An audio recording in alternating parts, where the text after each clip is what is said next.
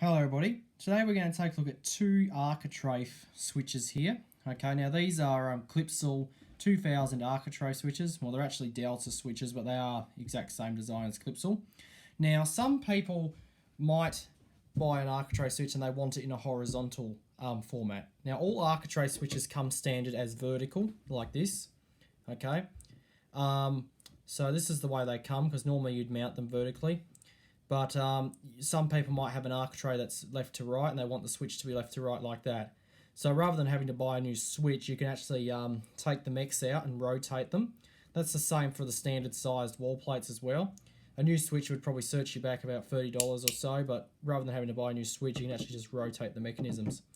Okay, and that's what I've done with this one. This one here, as you can see, is a horizontal one. Okay. On the back, you can see how it works. Now, the way you revolve the mechanisms is you stick a flat blade in this slot here, lever it out, take it out, rotate it, put it back in, and then you're done. Okay, so this, when I brought it, this was orientated like this.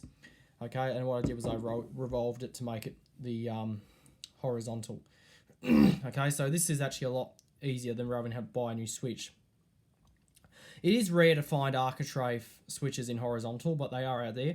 Well, if you're going to be using it on a fluorescent batten like I do with most of my lights, I tend to revolve them horizontally if I'm going to be using the batten horizontally. But if I'm using the batten vertically, I always just keep it like that. But this is the way you want it if you want a horizontal one. So this is pretty cool. You can get it. They don't come like this. I think it would be a special order to get them in horizontal direct from the factory. So you can just order, and probably cost extra. But if you want it to be horizontal, you just simply take these out, rotate them, put them back in, and then you've got yourself a horizontal Architrave switch. You can do this with the same rules would apply for the single, triple, and the quad. Okay, these are just double ones, these are just examples, but if you do need your Architrave switch to be like this, you can simply just do that. Okay, so that is how you get a horizontal Architrave switch, and that's it.